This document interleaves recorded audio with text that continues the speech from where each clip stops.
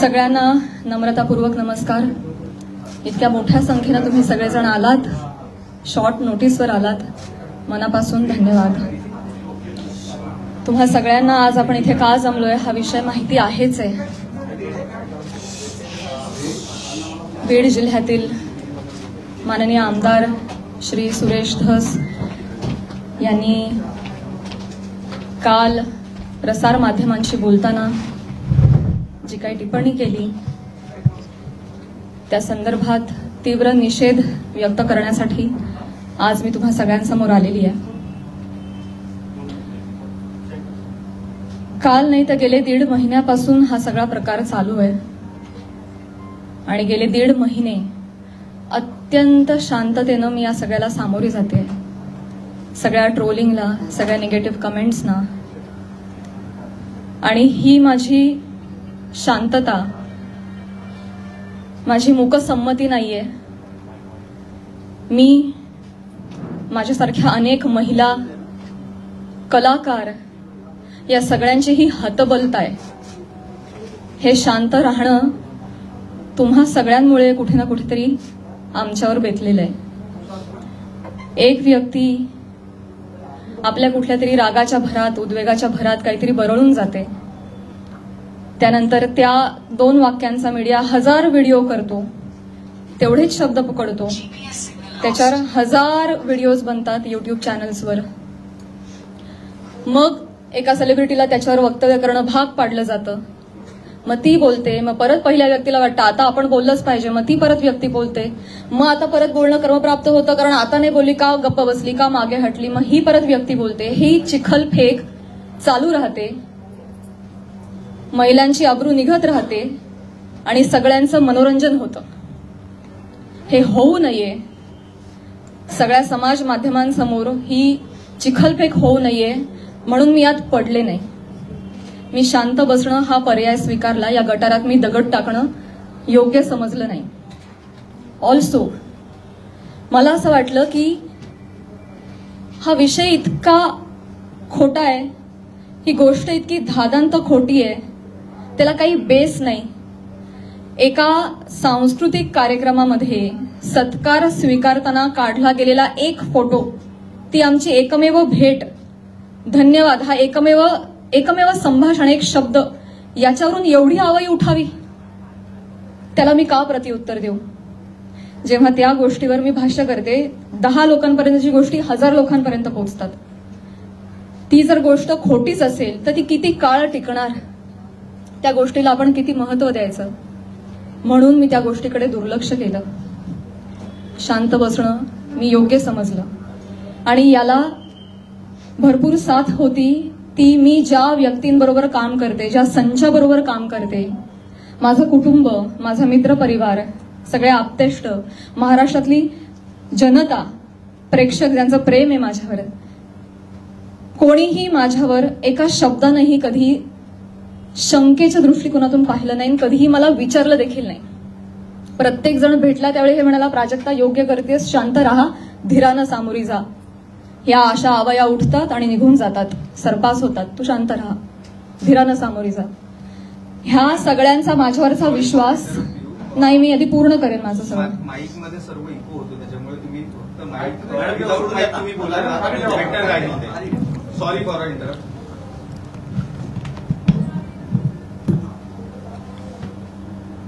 तर ह्या सगळ्या ज्या आवया असतात, जशा निघतात तशाच निघून जातात. असं सगळं असल्यामुळे आणि या सगळ्यांचा पाठिंबा आणि माझ्यावरचा विश्वास इतका दांडगा होता, ही माझ्यासाठी अत्यंत जमेची बाजू होती.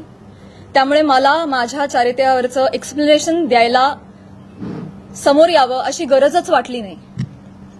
आज ही वेळ येतेय, ही अत्यंत नामुष्की आहे आणि ती वेळ आली आहे कारण एक लोकप्रतिनिधी याच्यावर टिप्पणी करतात.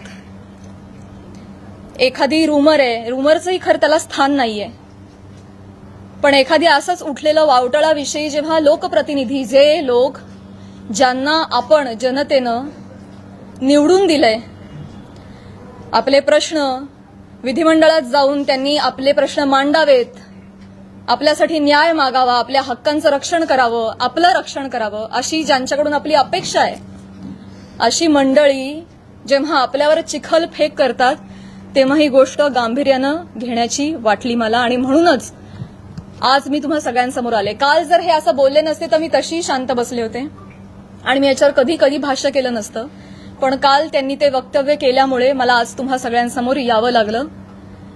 कारण जेव्हा एक लोकप्रतिनिधी असतो जो हजारो लाखोंचं नेतृत्व करतो, लाखो जनता त्यांच्या विचारांना फॉलो करते, जेव्हा ते बोलतात तेव्हा त्यांची विचारधारा लाखोंची विचारधारा होते, ते त्या गोष्टींवर कुठेतरी ठसा उमटवतात आणि खरी आहे असं भासवतात, तेव्हा मात्र ही फार गंभीर बाब होऊन जाते.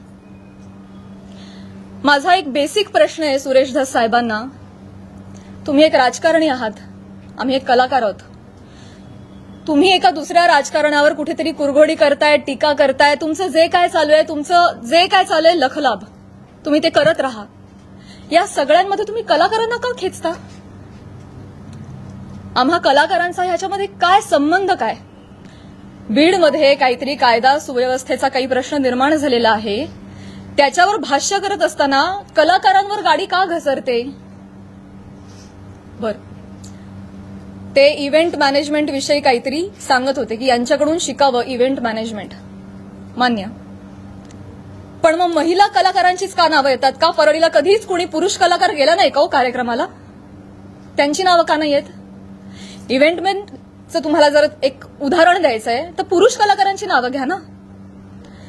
महिलांची नावं घेऊन अतिशय कष्टानं ज्या महिला अतिशय छोट्या फॅमिलीमधून येऊन संघर्षमय आयुष्य जगत मोठ्या होतात आणि आपलं एक नाव कमवतात, त्यांची प्रतिमा ते असं बोलून डागाळतात.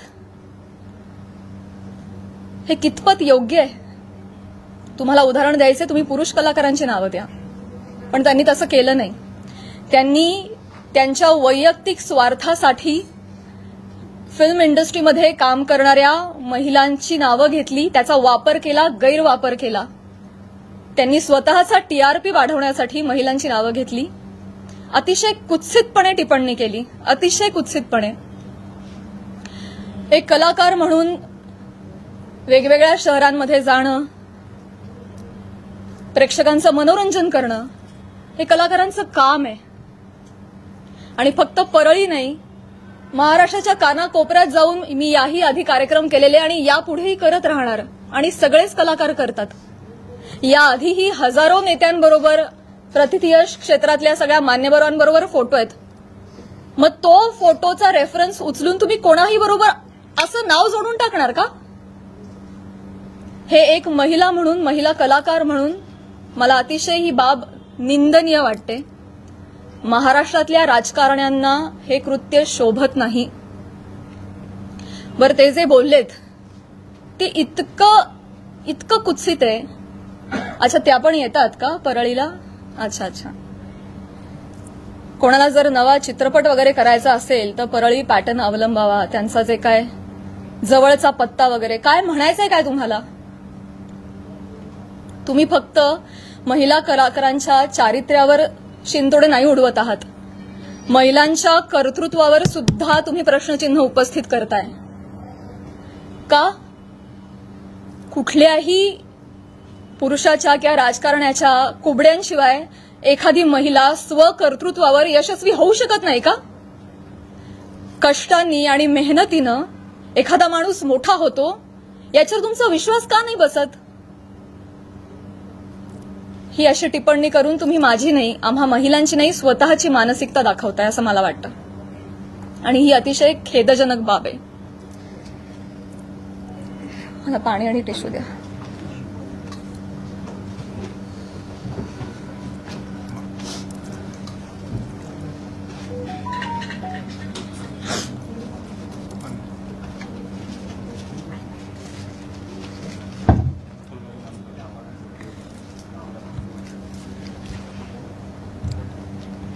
महिलांची अब्रू, इस्पेशली फिल्म इंडस्ट्रीमधल्या महिलांवर फार सॉफ्ट कॉर्नर, फार सॉफ्ट टार्गेट, कोणी यावं, पटकन नावं घेऊन जावं.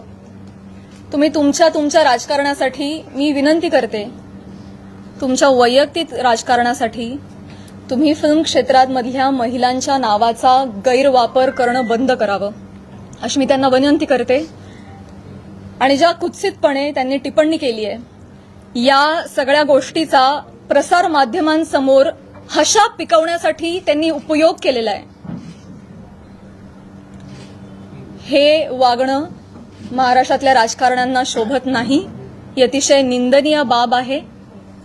आणि म्हणूनच ज्या कुत्सितपणे त्यांनी टिप्पणी केली आहे आणि हशा पिकवलाय प्रसार माध्यमांसमोर कसं बोलावं काय बोलावं याचं ज्यांना भान नाहीये त्यांना मी विनंती करते की त्यांनी तितक्याच विनम्रतेनं माझी जाहीर माफी मागावी. आणि फक्त माझीच नाही माझ्याबरोबर अनेक महिलांचा त्यांनी चुकीचं नाव घेऊन उल्लेख केलेला आहे.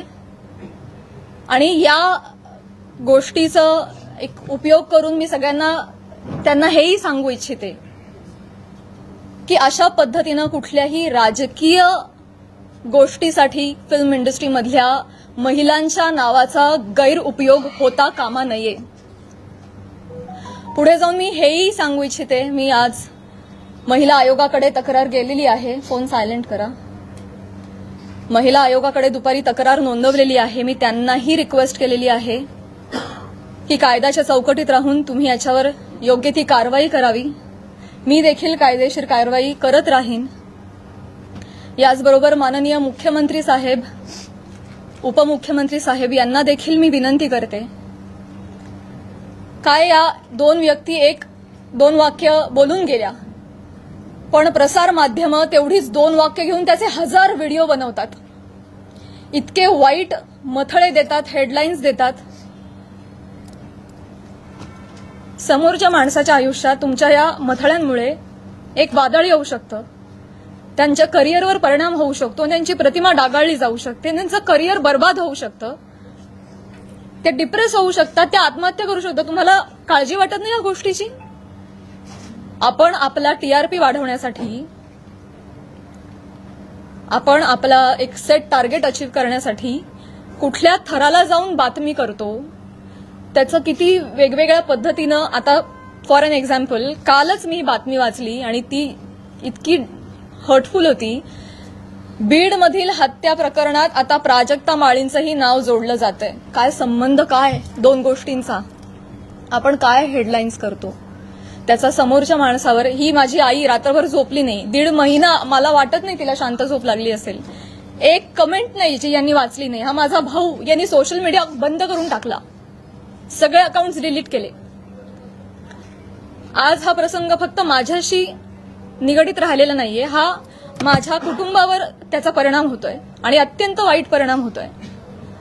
समाजामध्ये अशा पद्धतीनं प्रतिमा डागाळली जाणं एका मुलीची आणि स्पेशली फिल्म क्षेत्रामध्ये काम करणाऱ्या मुलीची ह्याला तोंड देणं अजिबात सोपी गोष्ट नाहीये.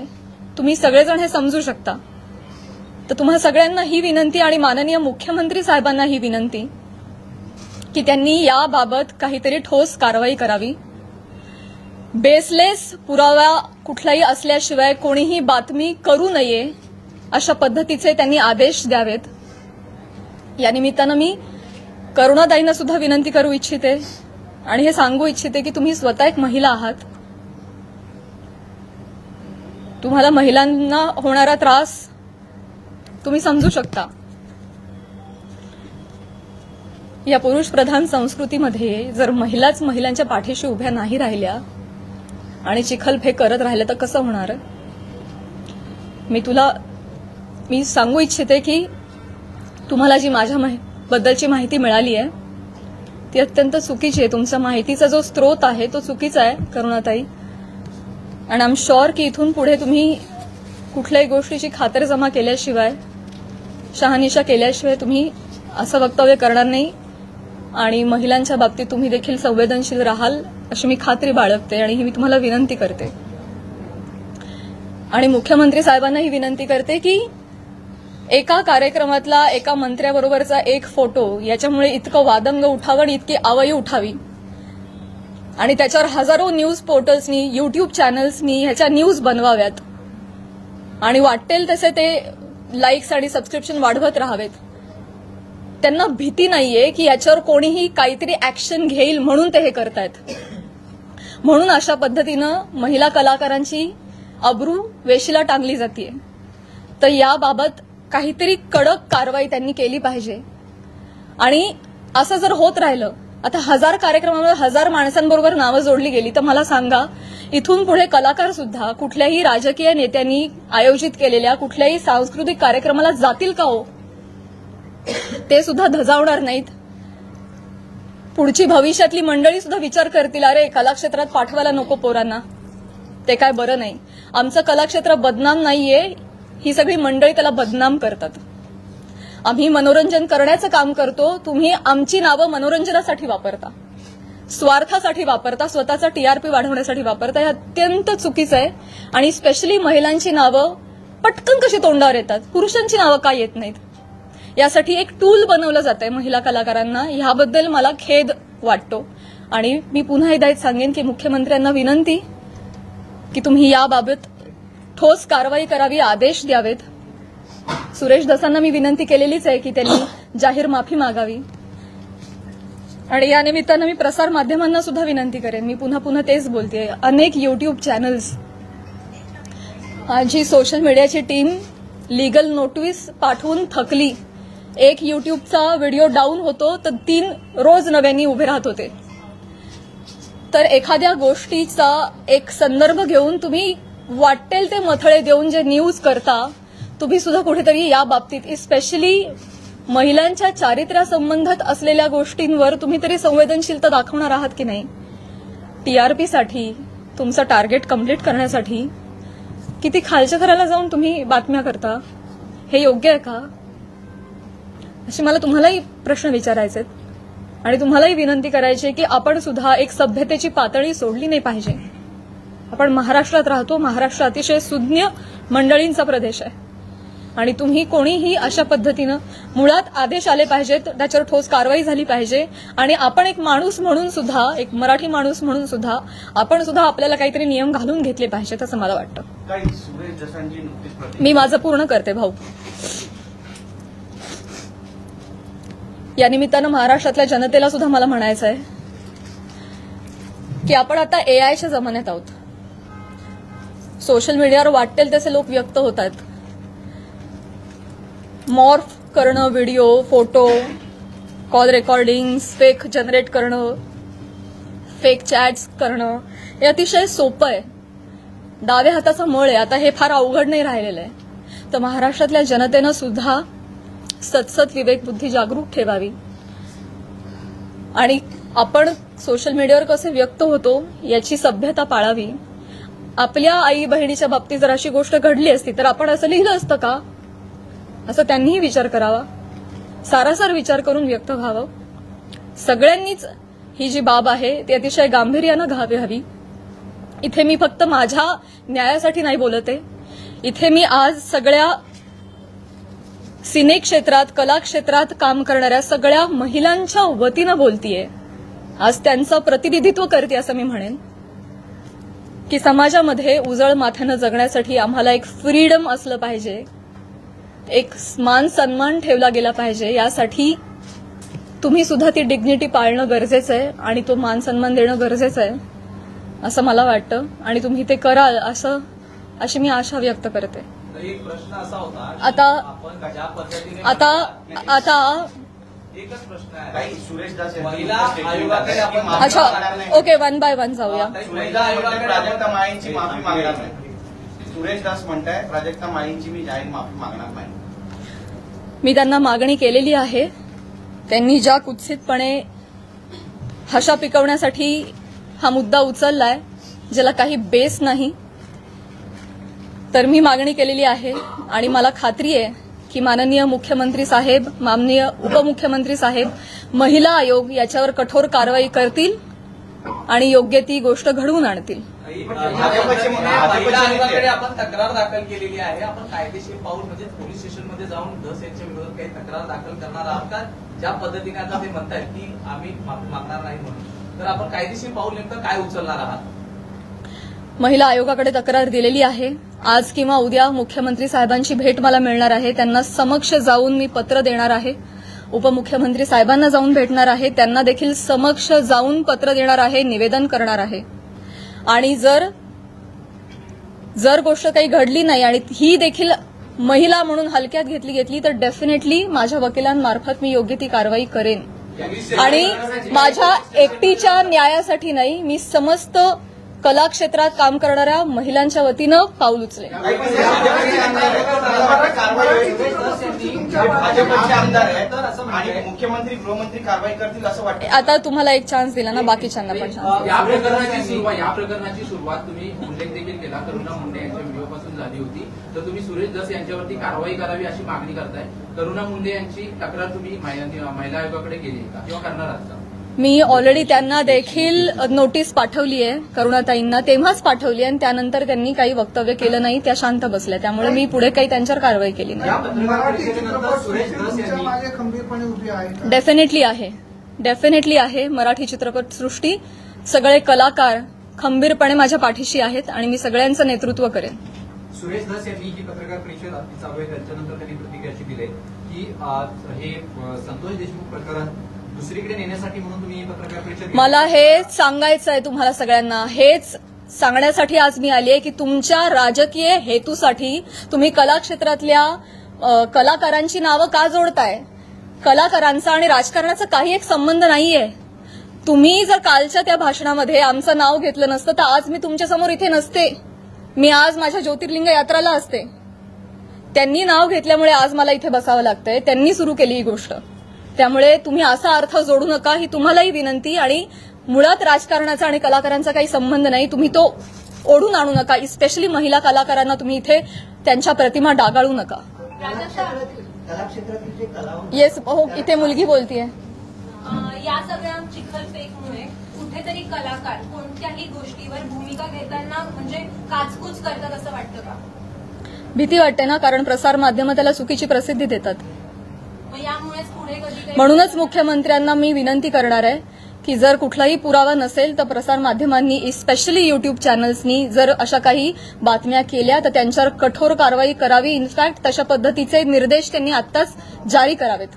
सुरेश धसांनी फक्त माफी मागावी एवढंच तुमची मागणी आहे की कारण जरी त्यांनी माफी मागितली तरी त्यांच्यावर कारवाई करण्यात यावी? मला आहे ना प्रॉब्लेम एक दोन व्यक्तींनी बोलण्याचा नाहीये, या मला प्रवृत्तीचा त्रास आहे. हा प्रघात पडता कामा नाहीये की कोणीतरी काहीतरी फार कष्टाने नाव कमवतो, कोणीतरी एक काहीतरी येऊन बोलून जातं आणि अख्खी इमेज डागाळते. स्पेशली महिलांच्या बाबतीत मी पुन्हा तेच म्हणेन की नाव घेताना त्यांनी 3 महिलांचं का नाव घेतलं? पुरुष कलाकार गेलेच नाहीत का हो परळला कधी कार्यक्रमाला? मी जेव्हा गेले होते कार्यक्रमाला तेव्हा माझ्याबरोबर सुद्धा प्रसाद खांडेकर, गौरव मोरे ही मंडळी होती. अमीर हडकर, आमचे सगळे कलाकार होते, त्यांची नाही नावं आली. त्यामुळे स्त्री कलाकारांना याच्यामध्ये गोवू नये. राजकारण्यांनी स्वतःच्या स्वार्थापायी टीआरपी त्यांच्या अशा पद्धतीनं वाढवू नये आणि गैरवापर करू नये. हिंदी असो किंवा मराठी राजकीय नेते मुख्यतः कलाकारांना टार्गेट करतात. ही हेतुपुरस्सर किंवा जाणीवपूर्वक वक्तव्य केल्यानंतर त्यांना प्रसिद्धी मिळते. मला हे माहिती नाही ते देण्यासाठी असं वक्तव्य होतं असं वाटतंय का? आणि याचा पाठपुरावा म्हणून तुम्ही कलाकारांची काही संघटना बांधणार का किंवा त्याला एकत्र आणणार का आगामी काळात? मला हेच म्हणायचं आहे की ते काहीतरी बोलून जातात, एक काहीतरी वल्गना करून जातात. खरं तर त्यांनी अशा पद्धतीच्या वल्गना हाणून पाडल्या पाहिजेत एक लोकप्रतिनिधी म्हणून, पण ते त्याला हवा देतायत ही गोष्ट चुकीची आहे. पण त्यांना जेव्हा कळेल पुढे जाऊन की त्यांच्या एका वक्तव्याचे 1000 वेगळ्या पोर्टल्सनी 1000 न्यूज केल्यात हे त्यांना कळल्यानंतर खरं तर तेही करणार नाहीत, करुणाताई बोलणार नाहीत. पण त्यांना ही पुढे गोष्ट एवढी मोठी घडतीये ह्याची त्यांना कल्पना नसावी कदाचित. मला जेवढे त्या 2 व्यक्ती बोलल्या याचा त्रास आहे तेवढाच त्रास मला प्रसार माध्यमांनी केलेल्या फेक न्यूजचा देखील आहे. सो डेफिनेटली याच्यावर कारवाई व्हावी असं मला वाटतं. या विषयांवर बोलणं टाळतात, सोडून देतात. त्याच्यामुळे तुम्हाला वाटतं का की त्यांना बोलायला वेळ मिळतो किंवा तो चेष्टा मस्करीचा विषय होतो? करुणा मुंडेंनी जेव्हा तुमच्यावर टीका केली तेव्हा जर तुम्ही उत्तर दिलं असतं तेव्हा पुन्हा एकदा तुमचं नाव अशा प्रकारे घेतलं गेलं नसतं असं वाटतं? पुन्हा एकदा मी तेच म्हणेन, पुन्हा एकदा मला तेच म्हणायचंय का कलाकार पुढे येत नाही? मी पहिलं वाक्य म्हणाले की या सगळ्यामध्ये आमची हतबलता आहे गप्प राहण्यामध्ये. का? कारण समाज माध्यमांमध्ये ही चिखलपेक चालू राहते. विषय एवढा असतो कुठेतरी वेगळीकडे जाऊन पोचतो. आज तुम्हाला काय वाटतंय हे चालू राहतं. त्यामुळे कलाकार शक्यतो यामध्ये पडत नाहीत. आणि बरीच मंडळी, मी फक्त कलाक्षेत्र म्हणत नाही, बऱ्याच क्षेत्रांमधली मंडळी गप्प राहणं हा पर्याय निवडतात. कारण हे असं जाहीरपणे चिखलफेक होत राहते. म्हणूनच या संदर्भात जर काहीतरी रूल्स अँड रेग्युलेशन्स आले, कठोर नियम आले की जर या गोष्टीमध्ये तथ्य सापडलं नाही, जर कुठला पुरावा सापडला नाही तर त्यांच्यावर कायदेशीर कारवाई होईल त्या न्यूज पोर्टलवर किंवा युट्यूब चॅनलवर. असा जर आपल्याकडे नियम आला ना तेव्हा जाऊन हे बंद होणार आहे. तर असा नियम काढावा हीच विनंती आहे माझी मुख्यमंत्री साहेबांना. पण तुम्हाला जाणीवपूर्वक टार्गेट केलं जात आहे? नाही, असं काही नसतं. त्यांनी माफी नाही मागितली तर पुढची भूमिका काय असेल? मला हा नियम आणायचा आहे. मला या निमित्तानं प्रसार माध्यमांमध्ये जे काही न्यूज होतात त्याला पुराव्यांची जोड नसेल तर तुम्ही ते करू नका, केलं नाही पाहिजे. ते खोटं आढळल्यास कायदेशीर कारवाई होईल अशा पद्धतीचा नियम आला पाहिजे. हे माझं खरं उद्दिष्ट झालंय. आता ते म्हणाले की मुंबईत जाऊन मी बोलणार आहे प्राजक्ता माळीसोबत. स्वागत आहे.